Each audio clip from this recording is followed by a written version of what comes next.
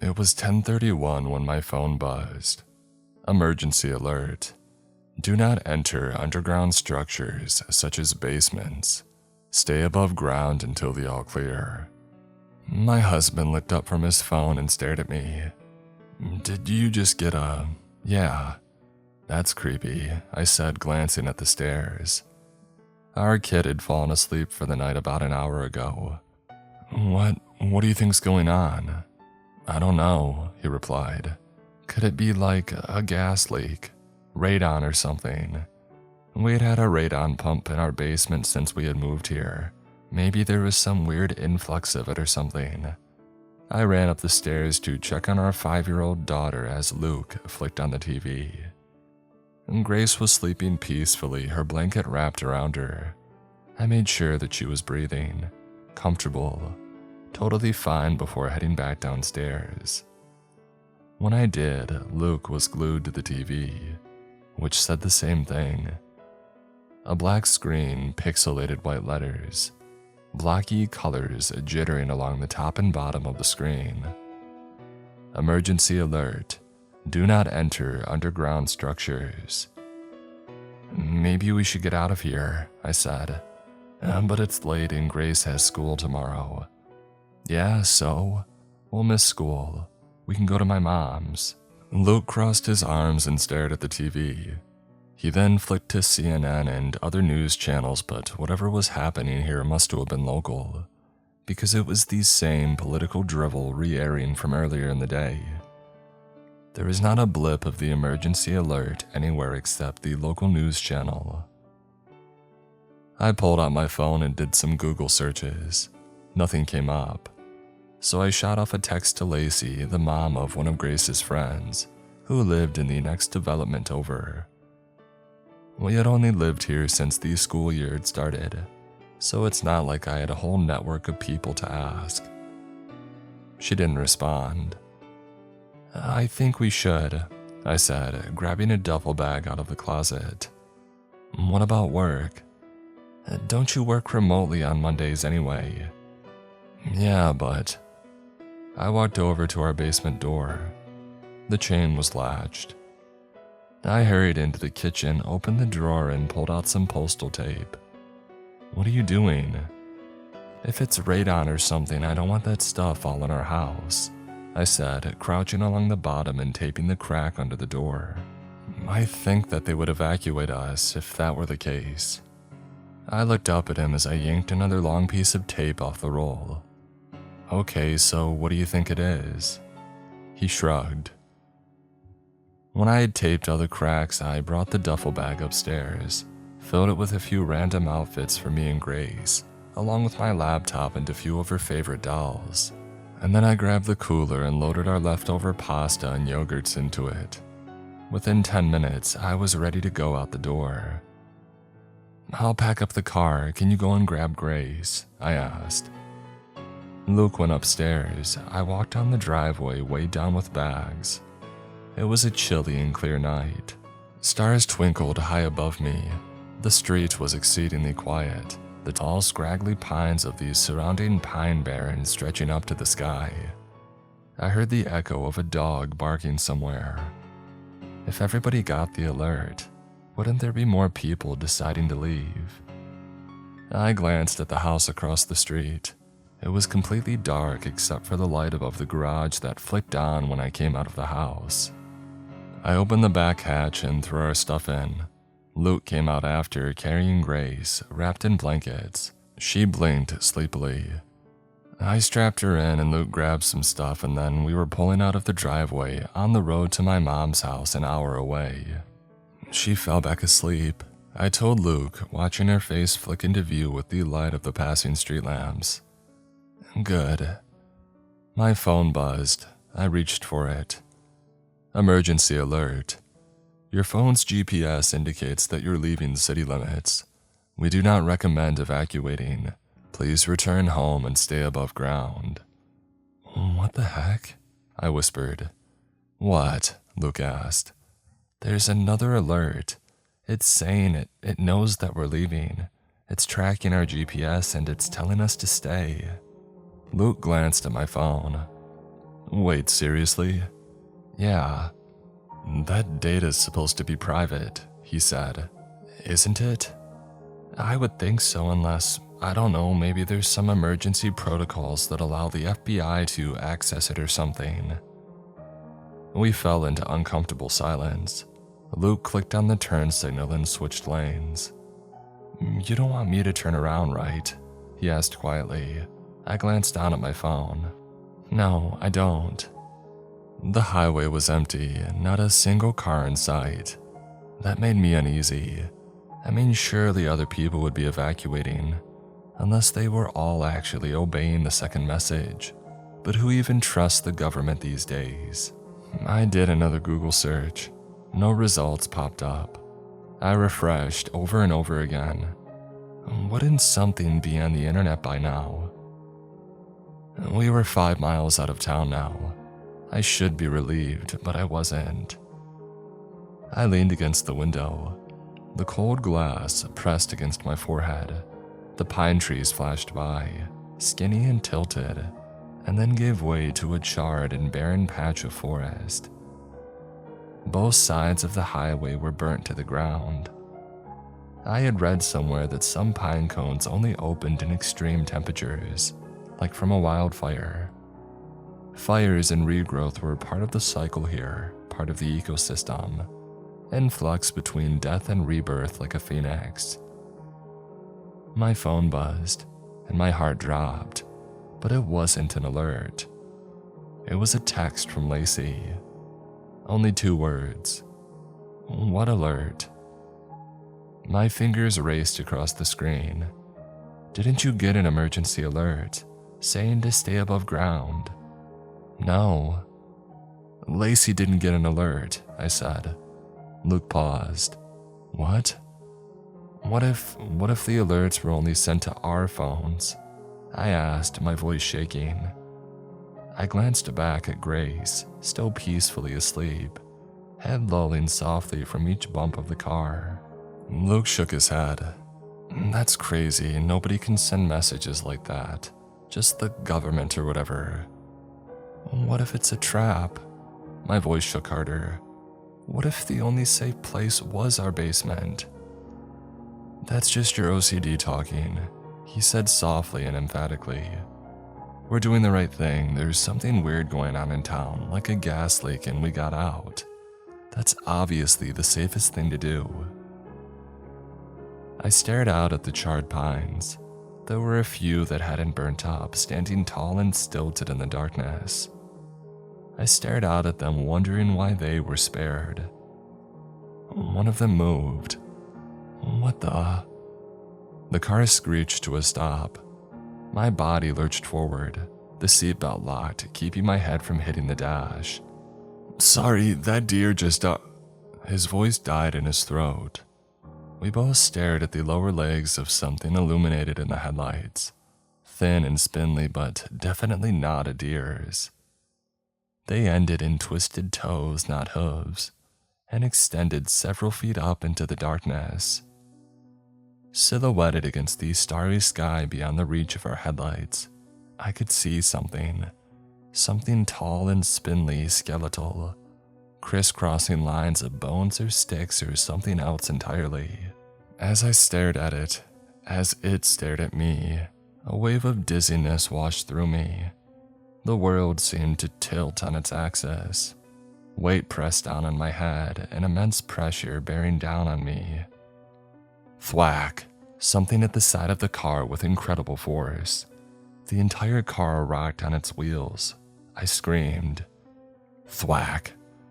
A mess of lines, bones, sticks outside my window. Empty air between them, the stars and the pines rippling strangely behind it. Luke stomped down on the accelerator. The car shot forward. We swerved around the thing and then past the burnt section of forest and continued down the dark and twisting highway. My phone buzzed. Emergency alert. All clear. Please return home immediately. We got to my mom's house around midnight. A squat brick ranch on a residential road. I glanced warily at the pines behind her house stretching up to the sky before picking up Grace and carrying her inside. Mom was sitting at the kitchen table waiting for us, her fingers wrapped against the mug in her hand. The entire house smelled like that familiar mix of coffee and dust. I started for the guest bedroom, and then I got a better idea. The ranch had a lower level that was half underground. It had been finished into an office, but there was a couch down there. I could have Grace sleep on the couch and we would sleep on the floor. "Where are you going?" Mom was standing behind me, eyebrow raised, as I undid the chain lock to the basement floor. "I think we're going to sleep down there." "No, you're not. It's all dusty down there. I haven't cleaned for ages. There could even be mice and we're sleeping down there." "Those alerts were probably just a prank," she continued, "or a glitch or something. Besides, you're like an hour away now." I had only told my mom about the alerts. I didn't tell her about the thing in the woods. My mom was not a supernatural person. She would definitely chalk it up to a trick of the light or something. Casper himself could be floating in front of her face and she would call it a trick of the light. "Oh, you're being ridiculous," she continued. "You know, this reminds me of that time that you taped up the door to the attic. You remember that? When the exterminator had found a bat up there, you were worried that there were more with rabies, and they could flatten themselves through the cracks between the door and the ceiling and bite you while you're sleeping." "You don't feel the bites when you're sleeping," I growled back. "A lot of people have gotten rabies from bats in their houses, and they can squeeze through really tiny places." "My point is," she interrupted, "it's unsanitary down there." Grace was getting incredibly heavy in my arms. I glanced at Luke, who was just standing in the doorway wide-eyed, like he had walked in on a gunfight. And then I pulled the chain lock and yanked the door open. "Kate," Mom said warningly. Halfway down the stairs, my phone buzzed in my pocket. I got Grace settled on the couch and then pulled it out. "Emergency alert. Your phone's GPS indicates that you have stopped in redacted New Jersey. Disobeying an emergency alert is a federal offense. Please return home and stay above ground." I lifted my phone to show Luke, who was coming down behind me. His face looked ghastly pale in the white light. Mom was right behind him and craned her neck to read the alert too. "Oh, that's BS, she said. "It's not a federal offense, it's a state offense. And that would be an evacuation order like for a hurricane or something." She shook her head.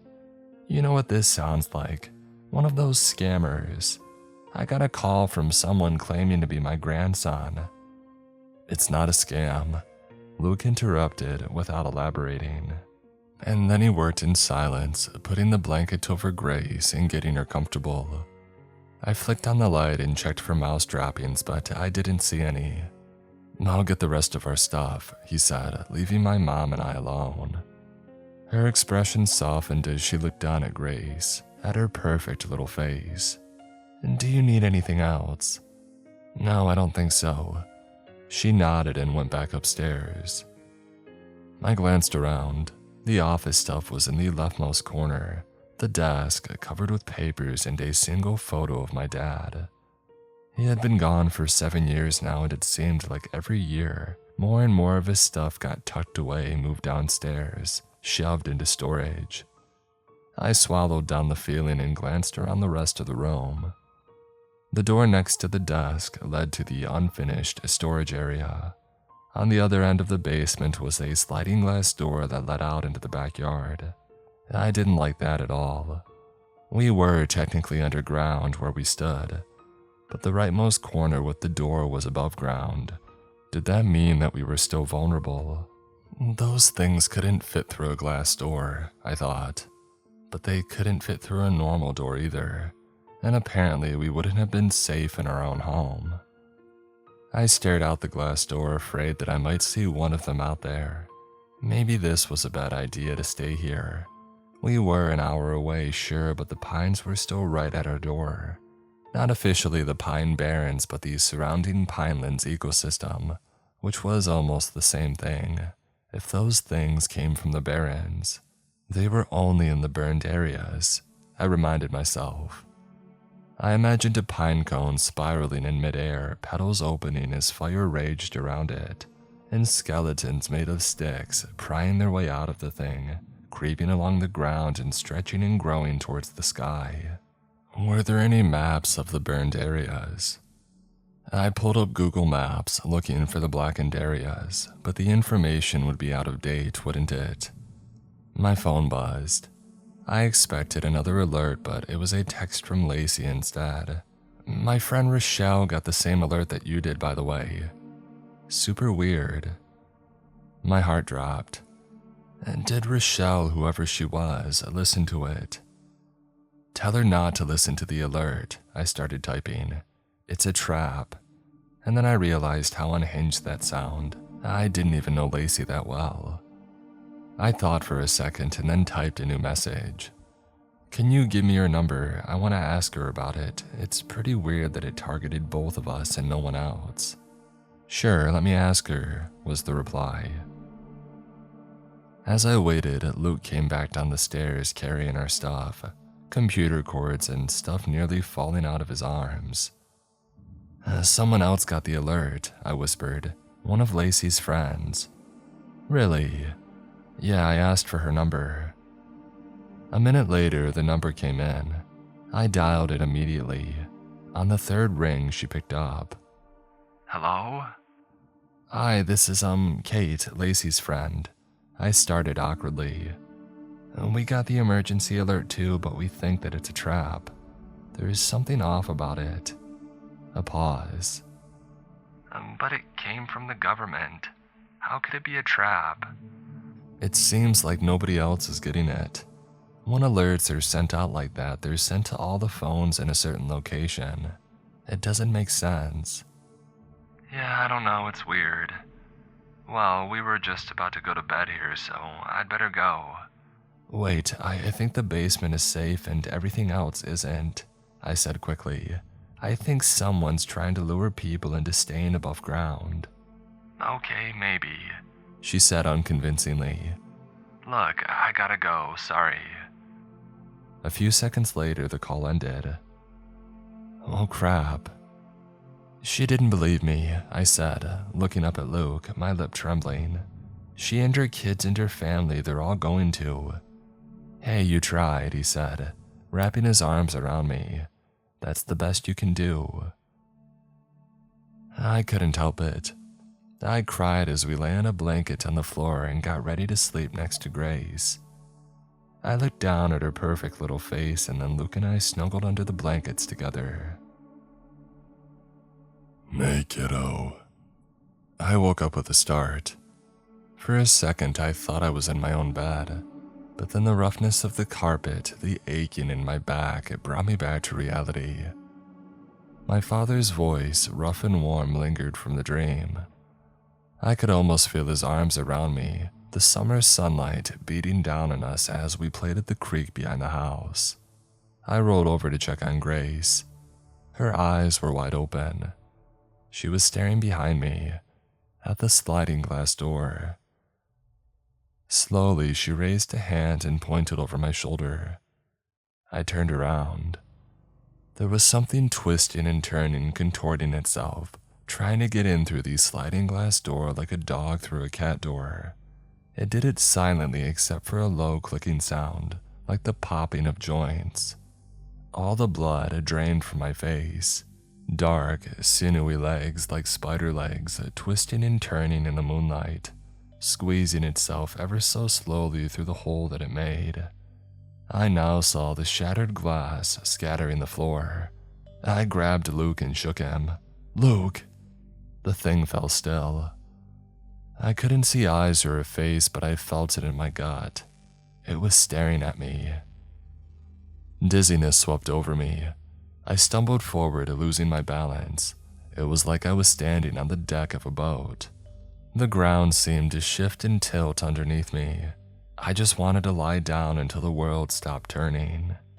No, I screamed internally. You can't let that thing get Grace. I glanced around the room looking for something that could be used as a weapon. Anything. Go in there, I said to Grace, pointing to the storage room, or at least I thought I was. Everything was tilting and moving around me. Go, hide. I stumbled forward, but all the colors were bleeding together now. Everything was hazy as a dream. My father was standing in front of me, standing there in the basement, but his face was all wrong. His eye drooped out of his socket, like something had squeezed his skull. His grin was crooked. Hey, kiddo, he said in a voice that sounded off-key. Nausea filled me and I started vomiting. Warm liquid down my shirt, splashing on my feet. My dad, not my dad, stood tilted, like gravity had suddenly changed. One arm was too long and hung limply from its socket. I miss you so much. Stop, please stop. Come with me. We can be a family again.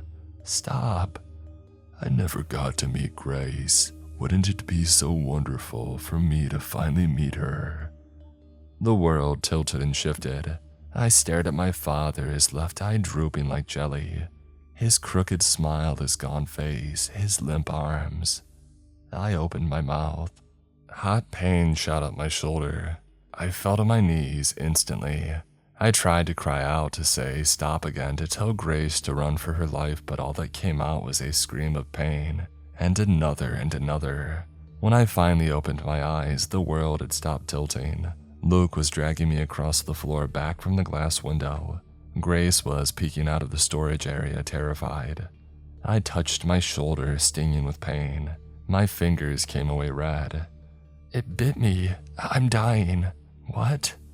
My phone began to ring. Shaking all over, I reached into my pocket and pulled it out. I recognized the number. It was Rochelle. You're right, she said breathlessly, no preamble. What?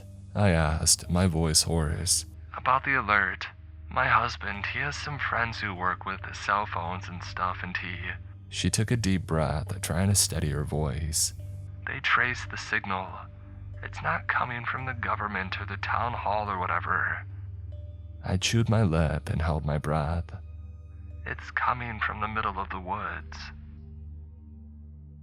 The hospital was mostly empty. Quiet, dark, fluorescent lights buzzed overhead, and the walls were a sickly shade of seafoam green. The doctor, a tall, thin man in his 60s, didn't seem to believe my story, but he admitted me for observation anyway. My mom was staying at her friend's house with Grace in their non-walkout basement. I didn't want to leave her. I wanted her right here with me, but the hospital was above ground, and someone needed to treat my wound before I bled to death. Luke left me for a moment to use the bathroom. I closed my eyes, not intending to sleep, but I was so tired and the bite was now only a dull throbbing pain. I drifted in and out of consciousness until I heard two voices in the room. I snapped my eyes open for a moment to see the doctor and a nurse hovering over me. They were talking softly to each other, looking concerned. I quickly shut my eyes again, pretending to be asleep.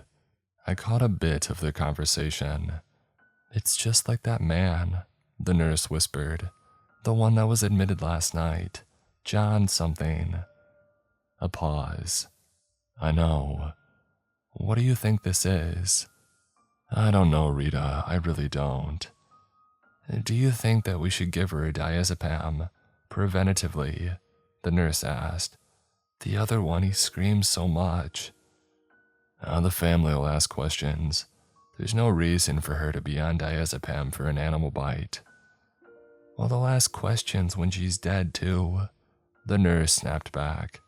The least we can do is make her comfortable. Shh. Oh, God. I didn't open my eyes, but I had jumped when the nurse said dead. I now could feel both of them looking at me, their eyes boring through my closed lids. Let's talk somewhere else, the doctor said. Hurried footsteps on tile, and then nothing. I opened my eyes. I'm going to die.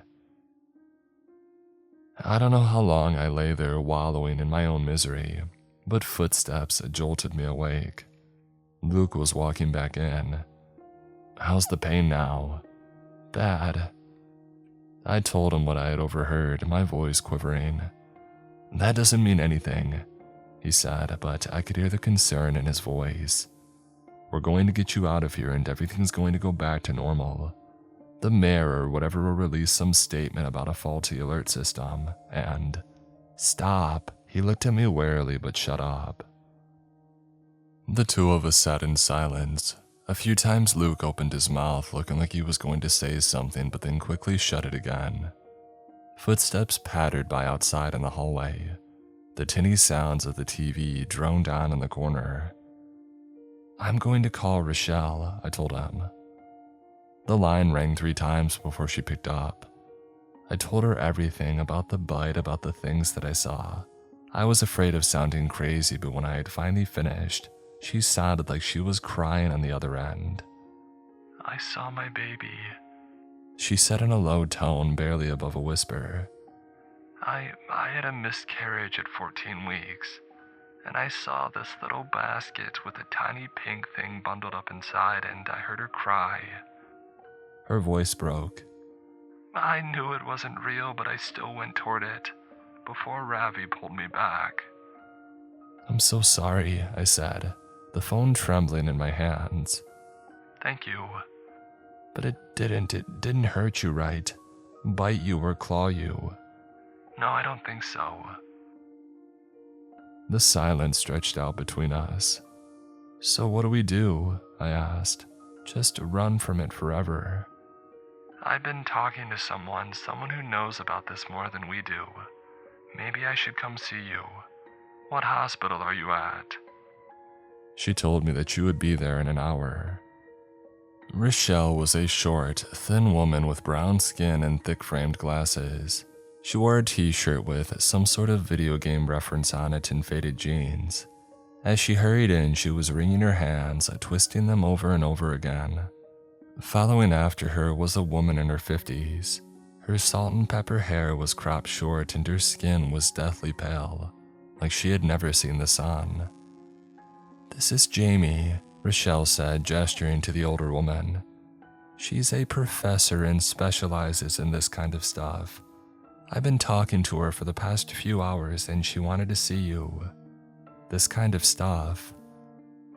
The woman abruptly sat down and leaned in towards me, like I was some kind of specimen that she was eager to examine.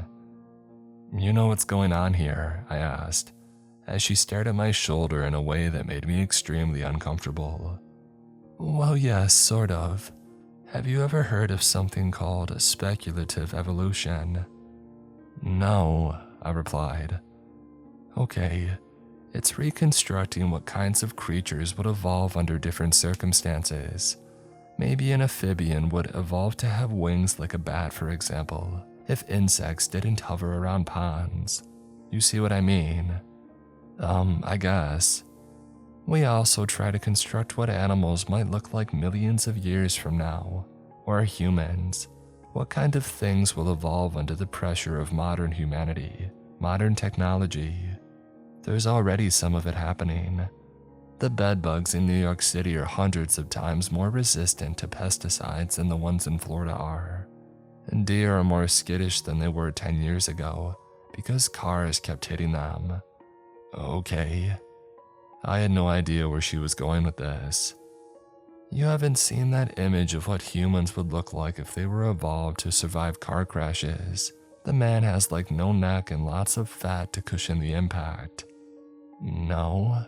Okay, she shook her head. The point is, some people in this field believe that at some point, creatures would evolve abilities that mimic technology, like birds that look like drones or bats that can sense electromagnetic fields. Who's to say this thing that you and Rochelle have described hasn't evolved the ability to send out radio signals, hack our entire mobile system? Okay, that's ridiculous, Luke interjected. So what, this creature is like texting, in English? Oh no, nothing like that. States, local governments, They often have pre-programmed emergency messages, like a protocol for hurricanes, earthquakes, nuclear threats, etc. This thing, it just hacked a signal to send a particular protocol. Same thing with Rochelle. She said, looking sympathetically at her. We're all sending little electromagnetic signals in our brains all the time. Neural impulses. Sharks, 400 million year old living fossils can detect them. These things, they can hack them. So when I saw my dad, I glanced at Luke. That thing was hacking my brain signals. Jamie nodded. Oh, it's a little more complicated than that. I believe this thing sends out a chemical in the air too, at close range that messes with some neurotransmitters. But essentially, yes. Okay, but why is the basement safe then? Because it's too big for them to get down there, Luke asked. Well, I'm glad you asked that, Jamie replied with a big, victorious smile on her face, like she was just about to tell us the secret to the universe. They chose that emergency protocol with the basement because their abilities don't work if you're underground, just how your phone reception goes out when you're underground. A heavy silence filled the room. Luke and I looked at each other. For one, this sounded pretty out there, conspiracy theory level stuff. More unbelievable than Roswell. On the other hand, nothing that I had experienced in the past 24 hours had made sense. How do you know all of this? I asked. This isn't the first time that it's happened, she replied, her face grim. Almost 10 years ago, the same thing happened out by Woodland, on the border of Wharton State Forest. I studied it then too, but there weren't as many of them. Okay, but the text didn't get sent to everyone, Luke said. Only us and Rochelle so far that we know of. Right, so these things, I call them stickmen by the way. They only target people with overactive imaginations. People who send out really clear and strong brain signals. It's easier for them to find you and it's easier for them to hack your brain. They're not actually producing the image you see of your deceased loved ones or whatever. They're just knocking it loose from your memory, from something that you've imagined. If you've imagined your kid disappearing 1,000 times because you have anxiety or OCD, that makes it all the easier for them to use it against you and lure you in. And of course, there's more for them to eat. More for them to eat. Yeah, they eat brains. I mentioned that, didn't I? More awkward, heavy, suffocating silence. Kate said that she heard the doctor saying she's going to die, he said in a soft voice. Is that true? Jamie glanced at me but stayed silent. Rochelle jumped in, her voice full of heartache. Jamie told me that if one bites you, it's linked to you. It will follow you and end you. It'll show you your worst nightmares first. Jamie interjected, absolutely unable to read the room. Show you everything you fear. But when it starts showing you yourself in these waking nightmares, that usually means you only have a day left. I swallowed a wave of nausea, and then I started getting out of the hospital bed. I needed to get out of here, away from Jamie's stare, Luke's concern, and just a moment of silence. Maybe I would get a Coke from the vending machine, not even a diet one. I hadn't had a full sugar one in ages. I tried to keep out the memory of my dad before me in my mom's basement. I had imagined him saying those exact words. When I was at my lowest point years ago, when a flicker of suicide showed itself in an ocean of postpartum depression, and that stickman or whatever has used it against me. Another wave of nausea. I pushed towards the door. Wait, Rochelle said, standing up and reaching for my arm. I'll be right back, I snapped. I made my way down the empty hospital hallway, beeping machines and echoing footsteps in the distance. Tears pricked my eyes. I kept going, making a left and then a right, following the signs for the vending machines. My feet shuffled along the ground, taking me there slowly, ever so slowly. Kate, stop. I turned to see Luke coming after me. He stopped 6 feet away, trying to give me space. "I just need a minute," I replied, my voice shaky. No, it's not that. Your mom just texted me and we have to go. Grace." His voice broke, and my heart broke with it. "What happened?" "She fell," he said, his voice barely above a whisper. "She's not awake. They're rushing her to the hospital." "To the hospital?" "You mean here? They're taking her here?" I asked frantically. "They're taking her to the hospital," he repeated. Something twinged inside me. That doesn't make sense. That's not an answer. I looked down. No. On the floor, something black, slick and wet on the green linoleum floor. A tendril like a long umbilical cord attached to Luke's foot and leading down the hallway. I felt dizzy. The world started to tilt. "Kate!" I turned around to see Luke behind me, frozen, eyes wide. I looked back. The other Luke was no longer standing there. It was me. I was staring at my own face. I wish that I could say it looked different, one eye popping out, skin all blistered and pink, but it wasn't. It looked exactly like me, like looking in a mirror. I looked down. Other me was holding a pillow. She held my gaze for a second and then looked down at the floor. I followed her gaze. Grace was lying at my feet, eyes closed, hands resting neatly under her head, fast asleep. No. I knew this intrusive thought. I knew how it ended. It's not real. I turned and ran back down the hallway, reaching for Luke's hand.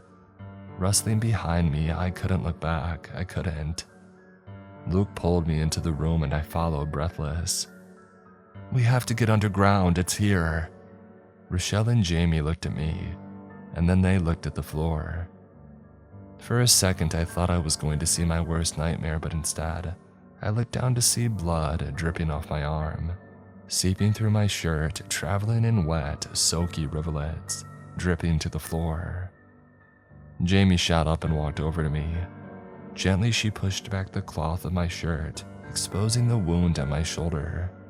"Necrotic tissue," she whispered. She shook her head sadly. "It's begun." "I can't die. I can't." My shoulder pulsed with pain. I continued running down the hall towards the big red exit sign. The hospital hadn't released me. "Stop!" Luke begged, catching up with me, but I forced myself to run faster despite the pain. I wasn't going to just sit in the hospital room and wait to die. Obviously, from what the doctor said, that's what happened to the last one. I was going to get underground. Maybe I would have to stay there forever, or until they found a way to kill these things. I would not leave Grace without a mother. I wanted more than anything to go to her, hug her, to tell her that I loved her. But maybe that thing could follow me even into a basement. I didn't think so, but I couldn't risk it. The best thing that I could do was get underground, buy time. Grace was as safe as she could be with my mom underground. I ran towards the exit. The red sign glowed brightly in the darkness of the hallway. One of the lights flickered overhead. My bare feet slapped against the floor. The floor felt sharp. I kept running, but it didn't seem like I was getting any closer to the exit sign. What the? I glanced back and Luke wasn't following me anymore, nor was Rochelle or Jamie. The hallway extended beyond me, stretching back into the darkness indefinitely. I kept running. The exit door was open now, but still so far away. A stiff breeze blew in, ruffling through my hair. It smelled of pine and wood and decay. Keep running. The ground was so rough under my feet and the air was so cold. The lights above me flickered wildly. The door didn't get any closer, no matter how fast I sprinted. A few leaves swirled by outside in the darkness. Keep running. The lights above me flickered out, and then I wasn't in the hospital anymore. I was in the middle of the woods. Pine trees stretched up into the darkness, The sand littered with sharp sticks and rocks bit into the bare soles of my feet. Silence rang in my ears except for a light fluttering sound somewhere in the darkness. No, it tricked me. I wheeled around and I didn't see any lights, any break in the trees. How deep in the barrens am I? How long have I been running? The darkness closed in, suffocating me. I felt my pockets, no phone, no way to call for help, no way to know where I am. I sucked in a breath, ready to scream into the darkness. But that would draw the stickmen to me, wouldn't it? Or did it not matter? Did they already know where I was? I looked up at the stars, at the slices of sky poking through the pines. I tried to identify them.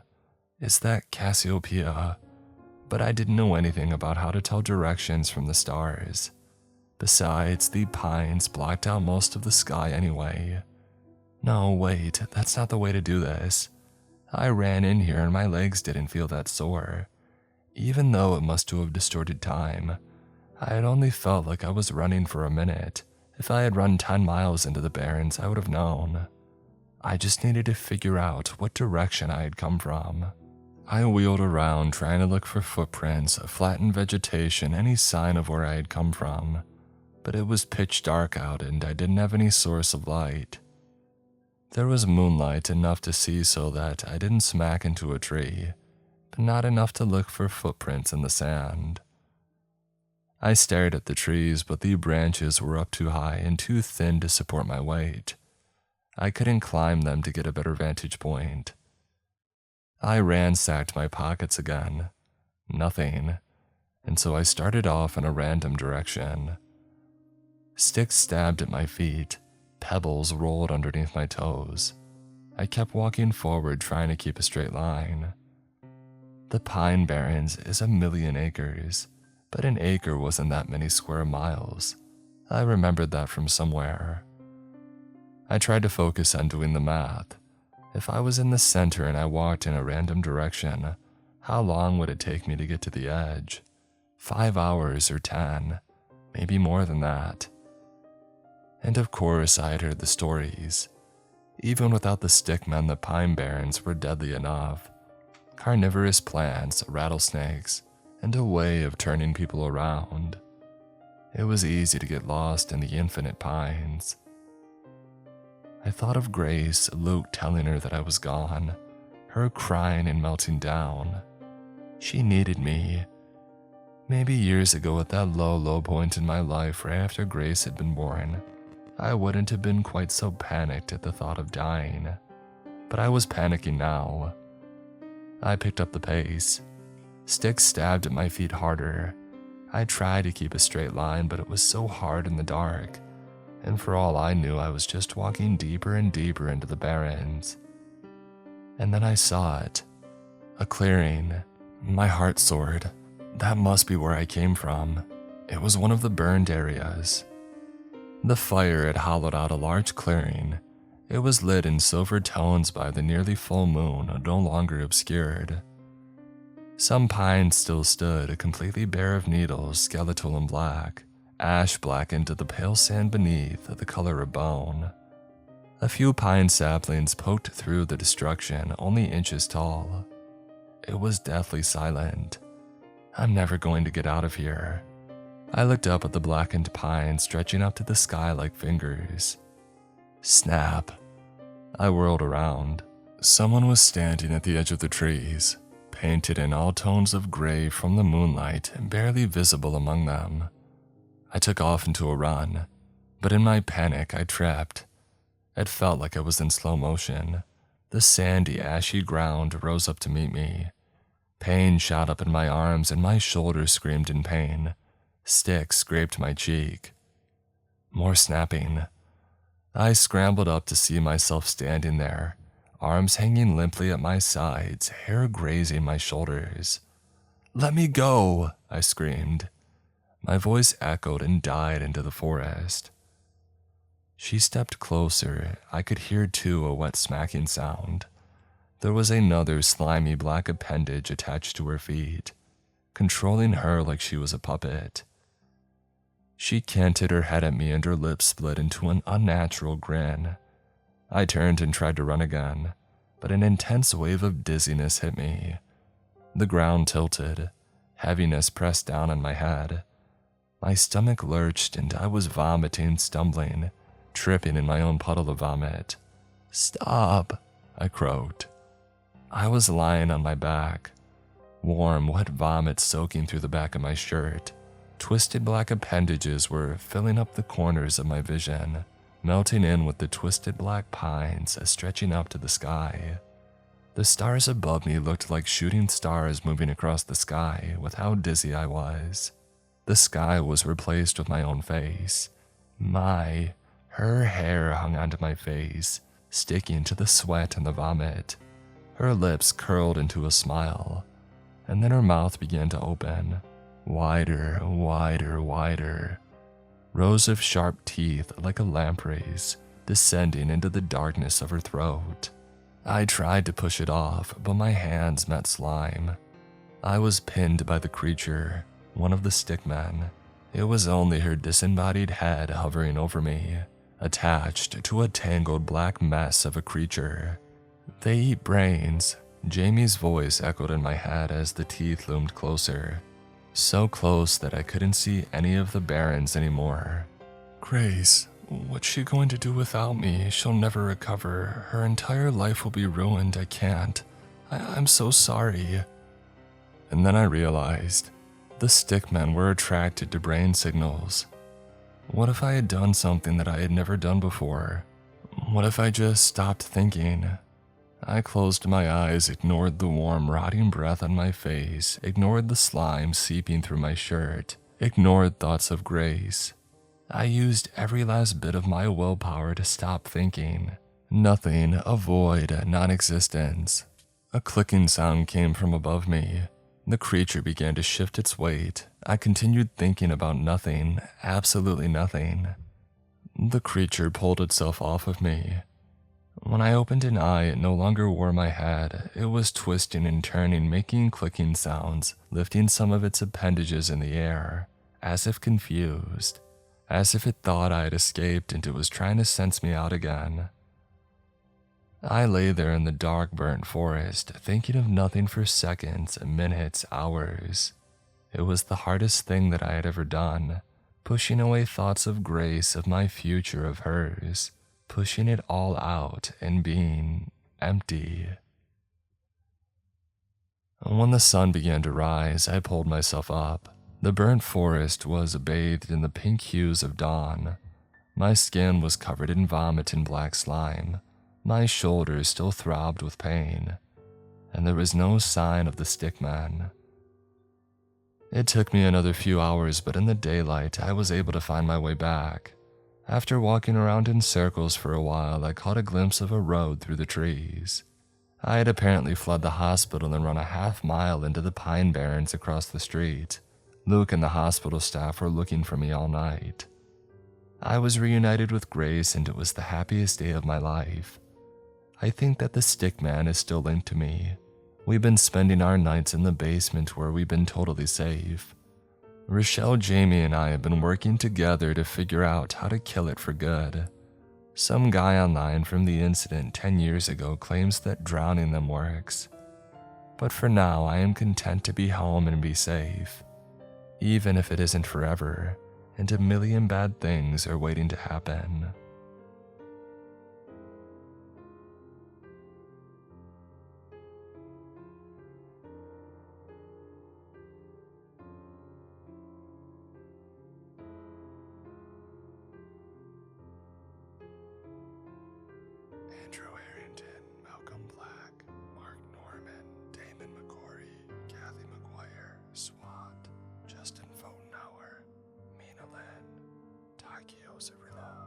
Sanjay Anthem, Sleepy Shroomy, Dragon Slayer 048, Richard French, Miss Eldridge, Jimmy Griffin, Shelley Bruno, Leon Knott, Ty Can't Play, That One Woodsman, Talamagara, Meek Asher, Die Screaming, Nelson Asada, MB Massacre 91, Rain, Big Country